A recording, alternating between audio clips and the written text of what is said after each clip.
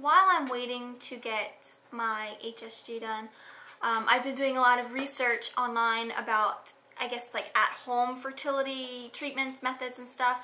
And I've come out with a variety of different things that you could possibly think of.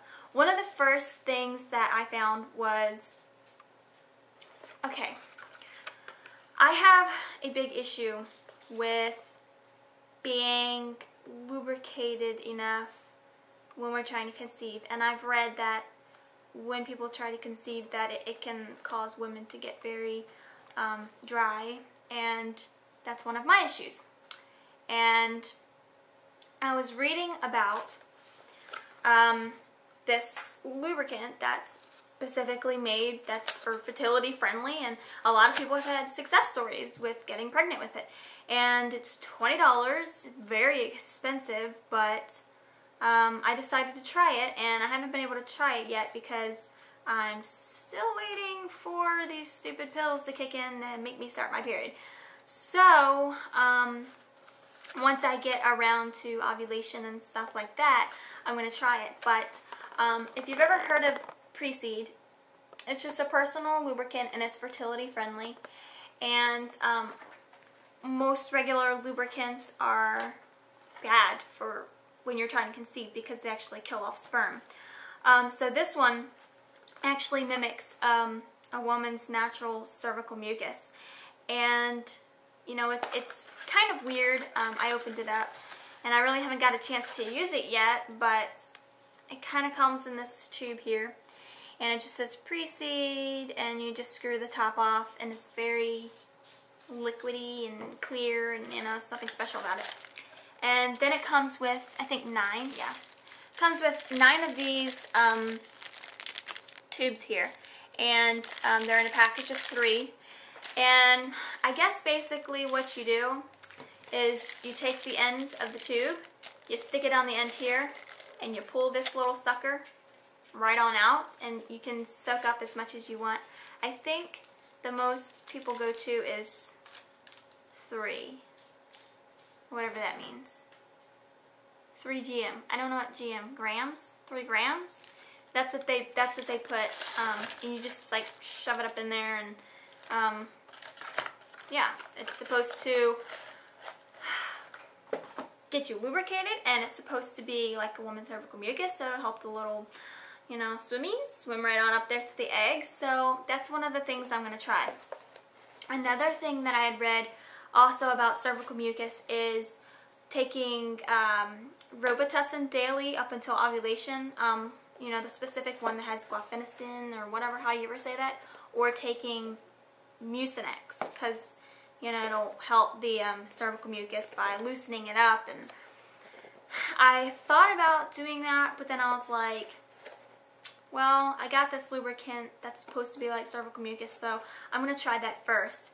And then, of course, someone else told me about Evening Primrose oil, you know, taking one of those daily, I don't remember the times and how long you should take it, but that was another thing, and it was supposed to help with the amount of cervical mucus and the, I guess, how fertile the cervical mucus is. So I thought about doing that, but that is $20 as well, and I can't really afford all of that. I mean, you know, that's $40 right there. I mean, I just spent $20 on the PreSeed stuff, and I'm going to be spending like $40 on ovulation kits for the entire month so that I can, you know, track ovulation to make sure that I'm ovulating or not. And so yeah, I really don't want to spend $20 on Evening Primrose, so well, I'm going to wait on that. And then another thing somebody told me was taking Vitex or Fertility-friendly. I think it's some kind of like natural medicine kind of thing. So I've heard that helps women with ovulatory problems and a few other things, but I know people take that when they have a lot of ovulatory problems, and that would be me. I don't think I really ovulate at all, so we'll see. I'm deciding on getting that or not.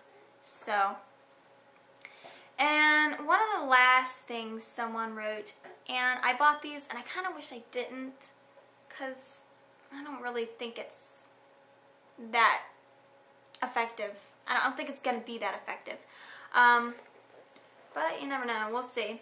So, one of the things someone also mentioned was using the Instead Softcups.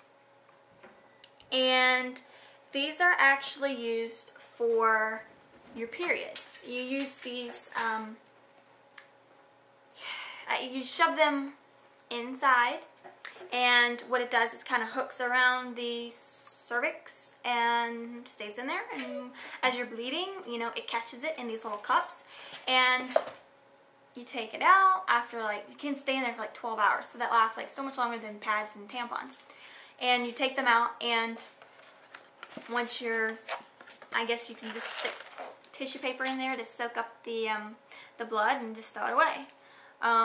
They cost about the same as, well, they're a little bit more expensive than regular tampons and pads.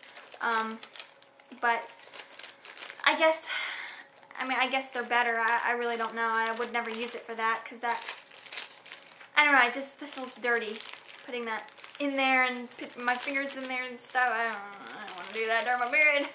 But I'd read that women were actually using these to catch the sperm after their husband ejaculates after intercourse, and they will flip themselves upside down, stick it in there to catch the sperm so it'll stay up near the cervix. And, you know, I was reading about this, and I'm like, oh, that's a good idea. You know, that's almost like artificial insemination, like you're keeping it up there, like right near the cervix, and you don't have to worry about being upside down for like 20 minutes, because I hate that, and I never can last 20 minutes. I'm like 5 minutes, and I'm like, okay, this is stupid, I'm done. But then after I bought them, I got to another website, and I saw something on that, and I was reading, and this person was saying, well, if you think about it, the sperm that is good sperm, you know, it doesn't matter what position you're in, they're gonna swim up there. I mean, that's their whole purpose, is they swim. It's not gravity pulling them to the egg. They're swimming there, and the good sperm are gonna get there, and the bad sperm are gonna stay behind, because, you know, obviously they're a bad sperm. So I read that they're pretty pointless, but whatever, we'll try it, we'll see. So they come in this little purple packaging. Let me show you one that's not opened. They just look like this, and they're pretty big, and there's 14 in this package. And so when you open it up, you've got this little pink ring. You know, it's not very thick at all, and it comes with this little plastic thing like this. And it's just kind of really crinkly. I guess you can push it anyway. Well, no, you go that way. Never mind. It goes that way. But you can see how much blood that can soak up. That's why they can last so long. So they're pretty round. I mean, compared to the palm of my hand, that's pretty big. And you're probably thinking, oh my god, I would not want to put that in me. That's freaking huge. They're not going to open all the way inside like that. When you put them in, you squeeze them like this, and you put it in, you hook it around the cervix, and most likely it'll open to about that. It's not going to open all the way around. You know, it's going to open to probably around that. So, my dog's whining. So I'm going to try that and the PreSeed together. I've heard that the mix together is awesome results, and if I don't get pregnant, then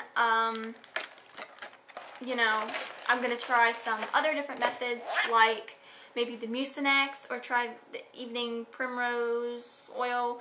I'm thinking about getting the Vitex. It just really depends on if I can find it and how much it is. So I will be having updates to let you guys know how well it works, if at all. But yeah, so if you have any success stories about stuff that you've used, or you know of something different, you know, leave me a comment. I'd love to know, because I'm like trying to figure out every possible way to do this at home while I'm waiting to go to the fertility doctor and get this crap done. So anyways, I'll talk to you guys later. Bye.